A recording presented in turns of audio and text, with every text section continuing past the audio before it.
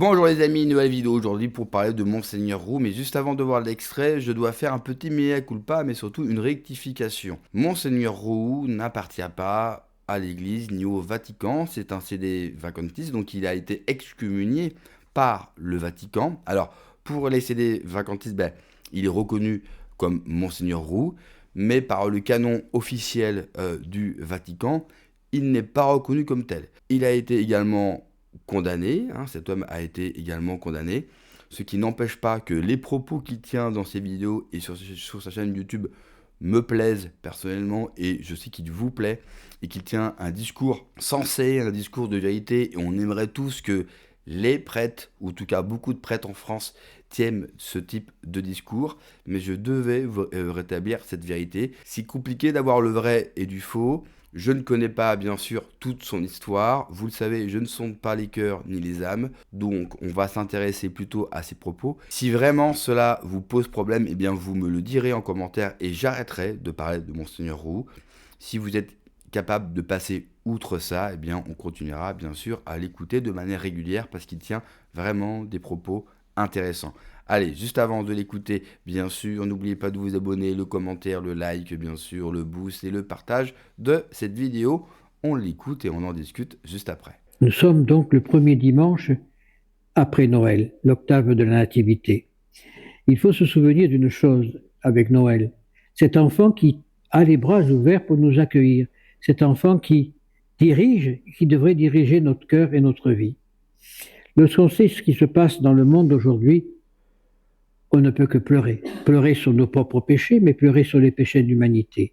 Comment peut-on laisser des enfants de 13 ans avec des armes? Comment peut-on laisser les parents dignes de ce nom laisser les enfants de 13-14 ans à 3 heures du matin dans la rue? Et je reviens à ce que je dis presque tous les jours, on a enlevé Dieu, on a supprimé Dieu de nos cœurs, l'État maçonnique dans lequel nous vivons nous massacre sans cesse pour déschristianiser notre pays. Alors on ne peut plus s'occuper de l'éducation de nos enfants, c'est l'État qui doit s'en occuper. Ça, c'est encore une belle bellinata, comme on dit en italien. C'est encore une stupidité de premier ordre. L'État est fait pour l'instruction, je veux bien, mais l'éducation de ses enfants, c'est les parents à le faire. Et là, on est en train de tout perdre. On ne sait plus qui est papa, qui est maman, à cause de ce besoin et de devoir de travailler pour pouvoir faire vivre la famille. Nous sommes dans une situation rocambolesque. Encore cette nuit, dans le métro parisien, on a tué 2 personnes à coups de couteau. Tout ça parce que refus de donner une cigarette. Et c'est un gamin de 13 ans qui a fait ça. Mais qu'est-ce qu'il faisait dehors? Et tout ça, on a perdu les valeurs fondamentales, le sens de la famille, le sens de la patrie, le sens du sacré. On n'a plus de famille. Et quand on regarde la Sainte Famille de Nazareth, on voit un couple uni autour d'un enfant chéri. Mais nous, à l'heure actuelle, c'est bien peu. Bien peu. Quand un gosse vole un vélo qu'il ramène à la maison, il dit pourquoi t'as volé le vélo? Il aurait fallu prendre la moto. C'était mieux. On ne punit plus les enfants. Dès que une maman ou un papa donne une gifle à ses enfants, ça y est, ils font le 117, je crois. Hein, on est martyrisé. Et la police vient. Dans le RER, je lisais ça il y a quelques temps déjà, une maman, le petit faisait du bruit dans le train, elle l'a une fois tais-toi, 2 fois, la troisième fois, il y en avait 2 gifles. À l'arrivée, c'était la police qui l'a arrêté pour maltraitance. Maltraitance avec un enfant. On nage en plein délire. Après, on se plaint de ce qui se passe dans le monde d'aujourd'hui. Mais quand on enlève Dieu, c'est le diable qui vient. Le curé d'Ars le disait, laissez une paroisse sans prêtre, dans 20 ans, on aura les bêtes. Et il rajoutait, mais si vous laissez même un cœur sans Dieu, il adorera les bêtes. Il sera complice de Satan. D'ailleurs, le curé d'Ars s'appelait Satan le cornu. Et quand on lit Monseigneur Crochu, qui a fait la vie du curé d'Ars, on se dit, bon sang, cet homme était visionnaire. Il disait, vous allez voir, nous sommes au 18e, fin 18e, début 19e, vous allez voir, dans le 20e siècle, le 21e siècle, les enfants frapperont les parents. C'est ce qui se passe.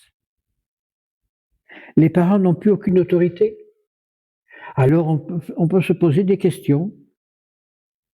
On a beaucoup de questions à se poser. Où va-t-on? C'est vrai que lorsqu'on apprend l'histoire de l'humanité, lorsque vous apprenez l'Empire romain, les Grecs, les Alexandrins, les Égyptiens, on s'aperçoit que dès que la permissivité est rentrée dans le pays, ça a été la fin d'un cycle. Et nous y sommes avec l'histoire du mariage pour tous. J'ai rien contre personne, mais c'est une légitimité, le mariage pour tous. La fin du christianisme, parce que le changement de la discipline ecclésiastique, etc., etc., la persévérité est rentrée dans le monde. Tout ce qui est contre la volonté de Dieu est devenu la nouveauté aujourd'hui. Il est tout à fait logique, maintenant, il n'y a pas un film, il n'y a pas quelque chose au cinéma ou à la télévision où on ne va pas voir deux hommes s'embrasser ou deux femmes s'embrasser entre eux. Comment voulez-vous que les enfants soient éduqués? Comment voulez-vous que les gens puissent s'élever et dire stop? Quand on voit que nos gouvernants font à l'Élysée une réunion d'homosexuels et on danse ensemble et on dit des bêtises, comment voulez-vous que les enfants soient éduqués? Quel exemple on leur donne? Quel exemple on donne? Alors on détruit notre agriculture pour aller prendre les produits dans un autre pays. Mais Sully qui a été ministre d'Henri IV, disait les deux mamelles de la France, c'est labourage et pâturage. Si on n'a plus ça, le pays meurt. Et c'est ce qui est en train d'arriver. Mais je ne sais pas, quand, bon, j'ai 75 ans, j'ai une vue peut-être différente que les gens d'aujourd'hui, mais comment peut-on imaginer d'aller mettre le feu à une école parce que l'institutrice nous donne des punitions? Mais moi, si j'avais une punition lorsque je rentrais à la maison, j'avais le reste à la maison qui m'attendait. Et des baffes, j'en ai reçu. Et je n'étais pas été martyrisé pour autant. Ça m'a appris la vie. À l'heure actuelle, nous avons tout perdu. On a perdu tout le sens de la vie. Celui qui volera sera bien vu. Celui qui massacrera sera bien vu. Le monde est complètement renversé, chaviré, parce qu'on a perdu l'essentiel, l'amour de Dieu.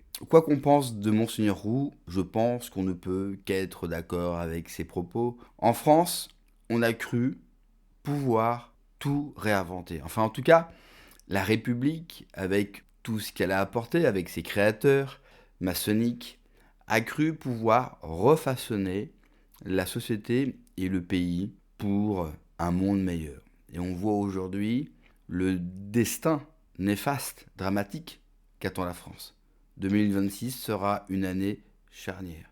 Nous avons tout refusé dans ce pays. L'ordre, la discipline, le respect, l'éducation a été totalement abandonné. Alors oui, c'est en grande partie la faute à nos élites qui ont fait en sorte qu'on abandonne tout ça. Mais les Français sont également en grande partie responsables.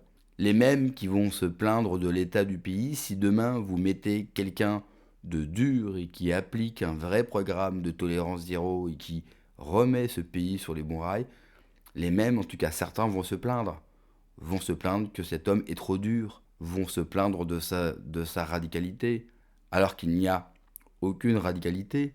Ce n'est que du bon sens. C'est revenir à ce que nous avons toujours fait et qui n'avait traumatisé personne, bien au contraire, qui a fait que la France était un grand pays respecté, où il était encore possible de se promener dans les centres-villes français, peu importe l'heure, sans prendre le risque de se faire poignarder. Les Français ont cru dans ce rêve capitaliste de la surconsommation.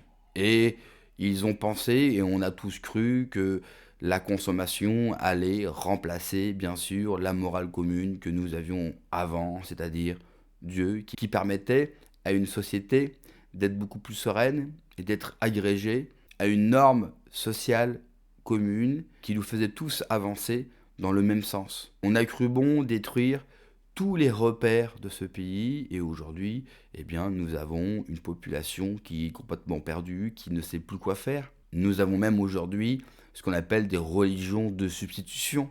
Même les propres catholiques sont perdus eux-mêmes, tiennent des discours des années 80, pensent que l'Église est une ONG, même eux ne sont pas meilleurs que les autres, même eux se refusent à un discours rempli de radicalité. Il faut affirmer ce que nous sommes. Croire que seulement en élisant un François Asselineau, un Bardella ou un Éric Zemmour sauvera la France, c'est se leurrer. Pour sauver la France, il faudra aller beaucoup plus loin et il faudra rompre avec tout ce que nous avons fait depuis 60 ans, avec tout ce que la République a bâti. La République a bâti quelque chose pour détruire ce qui avait été fait, pour rendre les gens beaucoup plus malléables, beaucoup plus perturbés, pour obtenir une population qui n'est plus enracinée, donc qui est malléable à sa guise. Et regardez ce qui se passe aujourd'hui. On est capable, ils sont capables de faire et de faire croire n'importe quoi aux gens. Alors je sais que certains pensent qu'on arrivera à sauver le pays sans revenir à une certaine spiritualité, ou en tout cas à une spiritualité. Vous le savez, je pense que ces gens-là se trompent. Je pense que un Frexit, le RIC ou le tirage au sort, qui sont sur le papier de bonnes idées, et j'imagine que ceux qui pensent que ce sont de bonnes idées et qu'elles sont totalement applicables, j'imagine que ça part de bons sentiments, donc je vais absolument pas leur jeter la pierre, mais elles sont irréalisables dans un pays qui n'est plus unitaire, non seulement d'un sens anthropologique, mais dans un sens également religieux. Non seulement retrouver la foi catholique, mais il faudra retrouver l'identité chrétienne de ce pays si on voudra au moins essayer de le sauver. Merci d'avoir regardé la vidéo les amis, n'oubliez pas de vous abonner comme d'habitude, le pouce, le commentaire, le partage et de booster les vidéos. Les boosts sont de retour, prenez soin de vous, que Dieu vous protège, allez ciao.